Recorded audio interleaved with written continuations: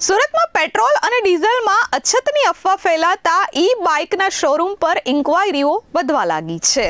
છેલ્લા 2-3 દિવસથી પેટ્રોલ ડીઝલમાં અછતની અફવાનું બજાર ગરમ થયું હતું, જેના કારણે લોકોને ભારે હાલાકી ભોગવવી પડી હતી। 1 થી 1.5 કિલોમીટર સુધી પેટ્રોલ અને ડીઝલ ભરાવવા માટે લોકોએ લાંબી લાઈનો લગાવી હતી। ત્યારે આ બધા વચ્ચે હવે ઇલેક્ટ્રિક બાઇકની ડિમાન્ડ પણ વધી રહી છે। છેલ્લા 5 થી 7 દિવસથી ઇન્ક્વાયરી ડબલ થઈ ગયું હોવાનું સામે આવ્યું છે।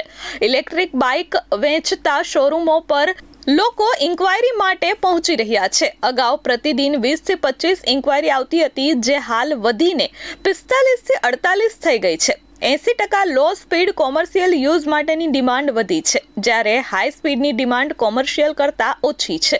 લો સ્પીડ બાઇકમાં વિદ્યાર્થીઓની ડિમાન્ડમાં વધારો છે। ધોરણ 10 અને 12ની બોર્ડની પરીક્ષા પૂર્ણ થયા બાદ અને પેટ્રોલ ડીઝલની અછતની અફવા અને યુદ્ધની પરિસ્થિતિમાં અસર પહોંચવાની શક્યતાને લઈ આ ડિમાન્ડમાં વધારો જોવા મળ્યો છે। મારું નામ પ્રશાંત રાઠોડ। હું છેલ્લા 10 વર્ષથી સુરતમાં શ્રી જલારામ ઇલેક્ટ્રિક વ્હીકલ્સના નામે ઇલેક્ટ્રિક બાઇકનો સ્ટોર ચલાવું છું, કે જેમાં અમે ઇલેક્ટ્રિક બાઇકને સેલ તથા સર્વિસ બંને કામ કરીએ છીએ ઓથોરાઇઝ કંપનીના વર્કશોપ થ્રુ।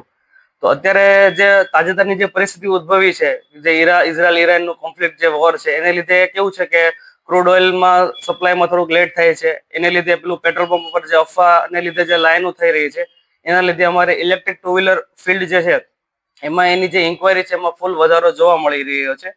પહેલા કરતા જે ઇન્ક્વાયરી હતી અમારી ડેઈલીની વોકિંગ, એની કરતા ઓલમોસ્ટ અત્યારે ડબલ જેટલી થઈ ગઈ છે। પ્લસ કસ્ટમર બી વધારે લેવા માટે ઈચ્છુક છે।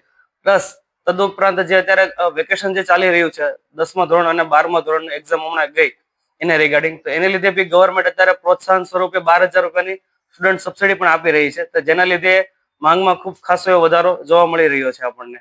પહેલા જે વોકિંગ ઇન્ક્વાયરી અમારે હતી જનરલી 20-25 હતી ડેઈલીની ઇન્ક્વાયરી, જે અત્યારે એપ્રોક્સિમેટ ડબલ કરતા પણ વધી ગઈ છે, મતલબ 50+ ઇન્ક્વાયરી થઈ રહી છે। મતલબ bureau report S24 news, Surat.